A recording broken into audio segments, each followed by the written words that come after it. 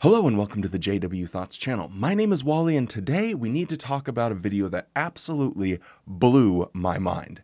Now, for decades, the Watchtower has been claiming that governments and media sources are being controlled by Satan the devil. They're under his influence. And in the video I saw yesterday, they were using these satanic media groups in order to promote jw.org. I never thought we would see the day where Watchtower would stoop so low as to use the very people they think are controlled by Satan in order to get good PR. It's absolutely shocking. So let's talk about it.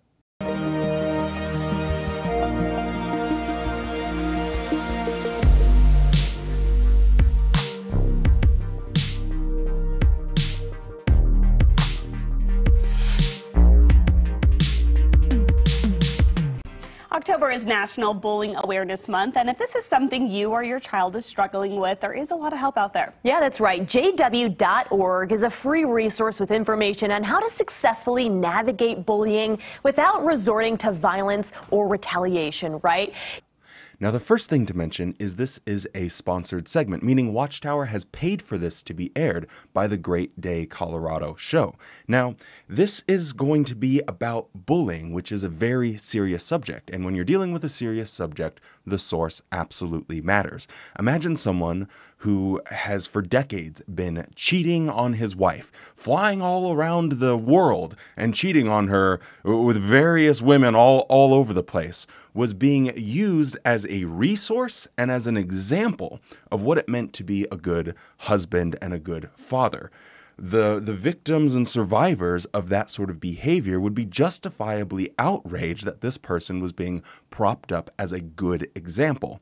Now, as someone that has suffered by the hands of Watchtower, I am outraged that they are being propped up as a good example of someone and a resource that people can turn to when it comes to bullying. So let's watch a little bit more of this sponsored segment, and I will highlight all of the very specific reasons why Watchtower should never be talking about this particular subject. Well, let's dive into these questions. So if you could tell us, why do Jehovah's Witnesses want to speak up about this really important issue that kids across the country are dealing with on a day-to-day basis? Well, you just said it, right? This is a sobering topic. Children across this country, across the world, are dealing with this. In fact, some data shows that from 22 to 28% of children 12 to 18 have been bullied. And bullying has a significant effect on children. I mean, at worst case scenario, we've heard of children who take their own lives. So yes, he does correctly identify the harmful effects that bullying can have, while also representing an organization that quite literally bullies their children into remaining members for life. He's about to talk about a resource that parents and children can look to. It's a whiteboard animation, and I'm going to play a clip from that just because I want to highlight what Watchtower itself identifies as bullying behavior. Though it can be physical, pushing and shoving, stealing or breaking things, it could also be verbal, teasing and name-calling, or even social, excluding people, starting rumors, using the internet or texting. So Watchtower here identifies that name-calling can be a form of bullying. Now, if a Jehovah's Witness young adult or teenager was to ever decide they no longer wanted to be a Jehovah's Witness for moral, logical, philosophic, religious reasons, they would be labeled as an apostate. Now, notice what Watchtower says about apostates. We are not so strong, so spiritual, so intelligent, that we can't be affected by the poison of apostate ideas. As a result, some government officials are taken in. They believe the slanderous accusations of the apostates. Now, if they just take the time to check the facts, they'd see that they're being lied to, but they don't check the facts. Well, here's a question. Are apostates today as reprehensible as those ones that Jude mentioned in his short letter? Are they devious? Or maybe they're sincerely trying to help poor, misguided witnesses? No, they're devious. For one thing, we must reject apostate lies and the false stories of other opposers which are designed to sow doubt and weaken faith. Satan is very skilled at using innuendo, half-truths, and lies. So it's not surprising that the news media, which is often manipulated by apostates, clergymen, and other opposers, likewise often employs innuendo, half-truths, and lies against Jehovah's organization. Ah, yes. Apostates are the same as evil Satan, spreading lies, half-truths, trying to poison the entire world, including media outlets and governments, with their nonsense, because Watchtower can't take criticism, and anything critical you have to say of them, they immediately think you must be influenced by Satan the devil himself, trying to tear down God's one true organization. I guess it makes a lot of sense why they needed to pay for this segment, because they are obsessed with controlling the narrative. Now, there's something far worse at play here that they mention in this little doodly presentation as well as the other articles, and that is social isolation. This is far worse because there's an actual loss of life involved. Jehovah's Witnesses that leave their organization and no longer want to be Jehovah's Witnesses oftentimes contemplate, attempt, and in extremely sad circumstances are successful in ending their own life as a direct result of the Watchtower's shunning and disfellowshipping policies.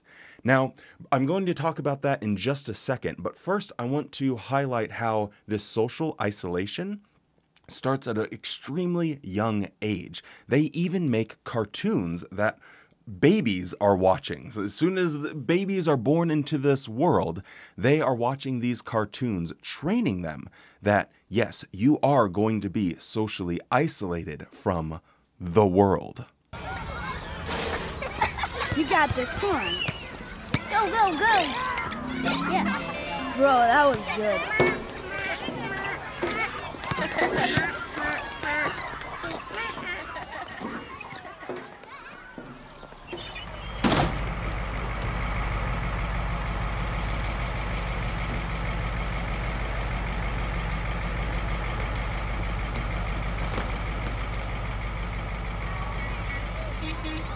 Hurry up.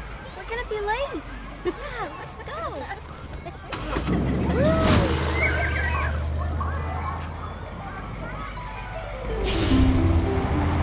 Hey, now today, Sophia, we need you in our club. You're good at science. We have another trip coming up.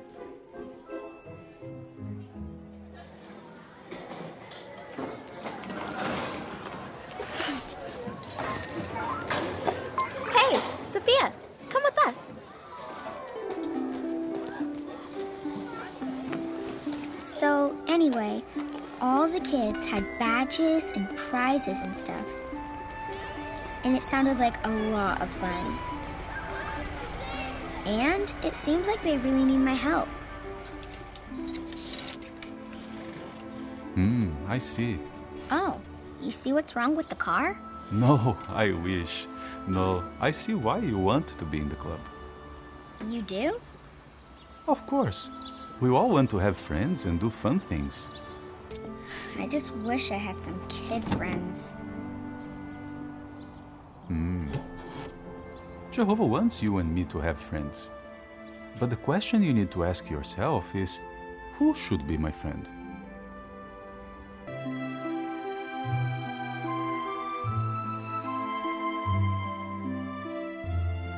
So, Sophia, what do you think Jehovah is teaching you about friendship?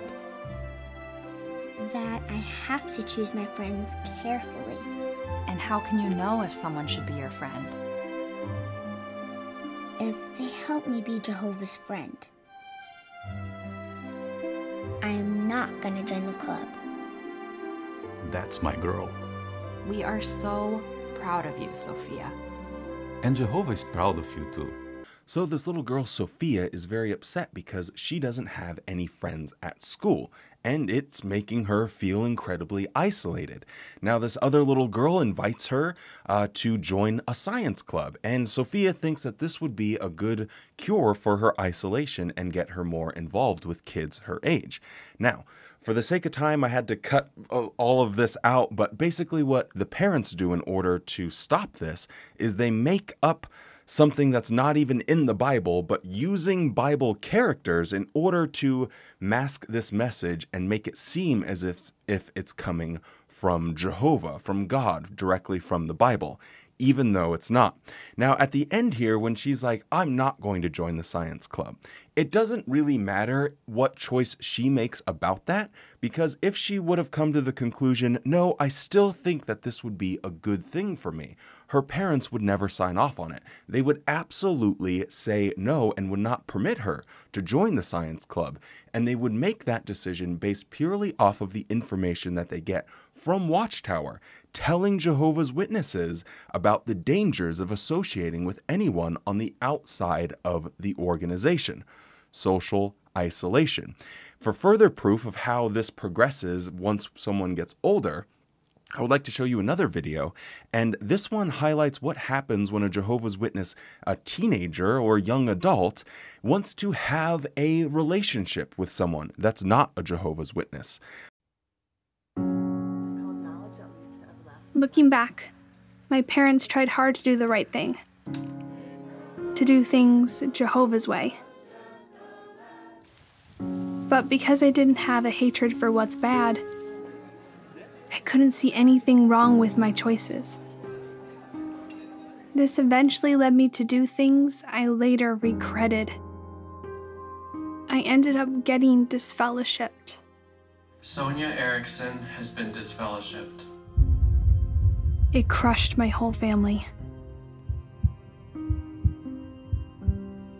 Okay, to continue the meeting, we may remember last month's service.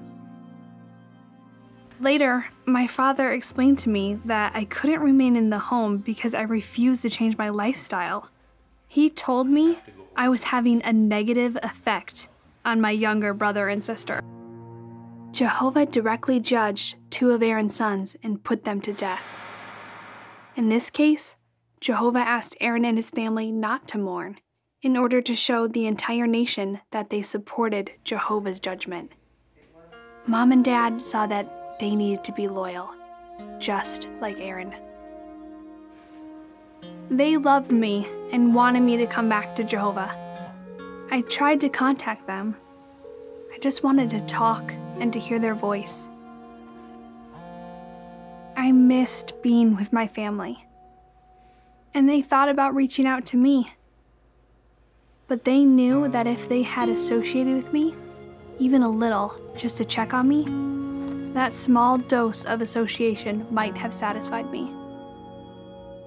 It could have made me think that there was no need to return to Jehovah.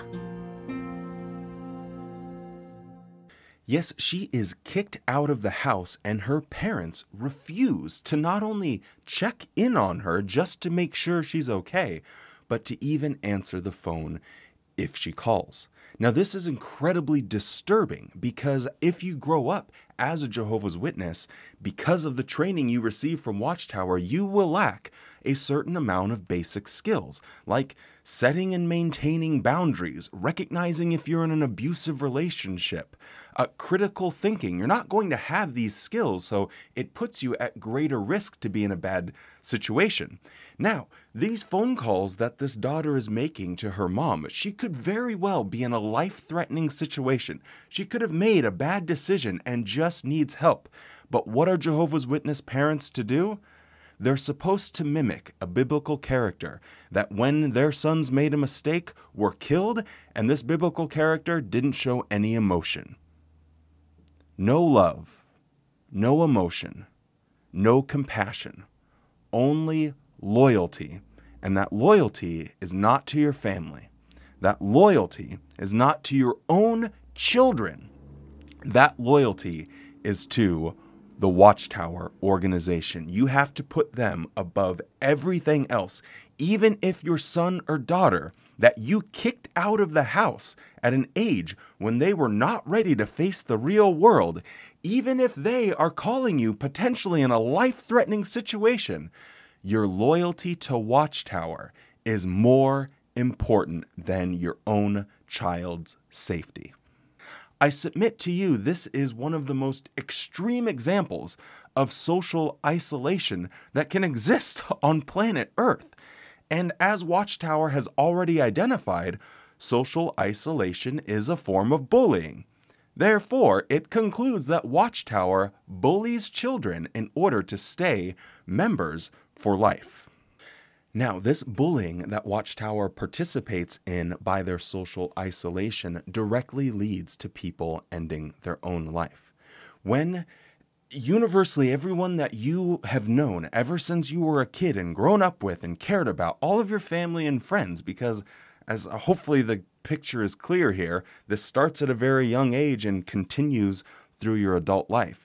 If universally they treat you as if you are already dead, as someone that's experienced this, you seriously question the value of your own life. Well, you've heard of children who are violent toward others as a result of it, and go back to bullying as something that caused that. We know that it affects them emotionally. We know that it affects their mental health. We know that bullying also affects how often they go to school and how sick they feel, their physical aspects of their life. So bullying is a topic that, because it affects so many of our children, because the effects are so egregious at times, we need to talk about it.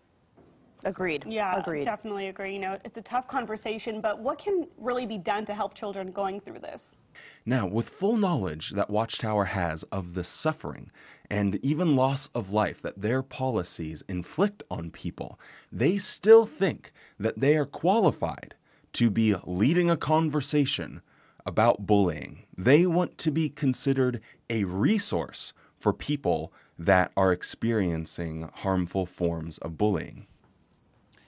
You know, when we think about the resources available on jw.org, what they help parents to do, what they help mentors to do, is start the conversation. It really is about communication. It is about putting it on the table for kids. We can't expect children to come home and say, hey, I was bullied today. They won't necessarily come home with the physical marks of bullying, perhaps like it happened 20 or 30 years ago. It's those marks inside. It's that pain that's in their heart that needs to come out. And so utilizing Beat a Bully Without Fists, which is a whiteboard animation on jw.org, utilizing some of the worksheets that are available for kids will help them do a couple of things. Number one, it will help them to talk about it and see other children in dramatizations that have been bullied, and whether there is a correlation. It will help them to be able to distinguish the difference between bullying and simply being criticized. You know, criticism is a part of life, and it's a lifelong skill to be able to deal with the fact that we do get criticized, and sometimes that criticism is not said in a way that is especially kind. And so distinguishing those two is very, very important for kids. And finally, opening that communication between a child, hopefully his parents or her parents, or a mentor. That's so important, and that's why these tools are so powerful. If you're a Jehovah's Witness that is watching this video, and you are faced with this ultimately difficult decision of, I know the false claims that this organization makes. I know that the things that they've said in the past don't match what they're saying presently. Or if you just want to leave because you disagree with a moral or social or political stance that Watchtower has taken, I just want you to know it's okay. There are people out there that want to help you and support you and get you through this difficult decision. And it's not easy to face this prospect of losing everything. I left 5 years ago, and I still have to remind myself that it's going to be okay. That you have been told your entire life that the entire world is run by Satan and it's pure evil trying to get you. And I just want you to know that you are strong, that you're going to make friends. Sorry. That you're going to find a chosen family that genuinely cares about you, and that the cost of freedom, it's worth that price of admission. So hang in there. I'm here for you, and there's so many people out there that are willing to help you. Well, Robert, thank you so much for coming in studio with us today. We appreciate it. I wish we had more time with you. You're a wealth of information, but we do have a link where people can go if they do need these sort of resources. So thank you so much for being one of those resources yourself. And Jehovah's Witnesses is offering free Bible studies that can be accessed online over video conference or in person to make it easy. The Bible studies offer additional support for families coping with bullying. If you want to learn more, just go online, jehovah.org, and we want to say thank you again to Watchtower Bible and Tract Society of Pennsylvania for sponsoring this segment. Now, I do want to say one thing. Please don't go and attack anyone from the Great Day Colorado show, because I don't think that's going to be very productive. Maybe we can use this as an opportunity for everyone to get a little bit more education on the dangers and the cruelty and really what it means to be and leave the Jehovah's Witness organization. It would be nice if people that have never been Jehovah's Witnesses, people that are Jehovah's Witnesses, and people that have left being Jehovah's Witnesses, if we could all have open communication that wasn't filled with hatred and ad hominem and you need to do better and you need to do this, because I'm guessing they didn't really know. Jehovah's Witnesses are kind of seen as these happy people that are trying to build up families and are good for the community, and a lot of people just don't understand this darker side of being a Jehovah's Witness.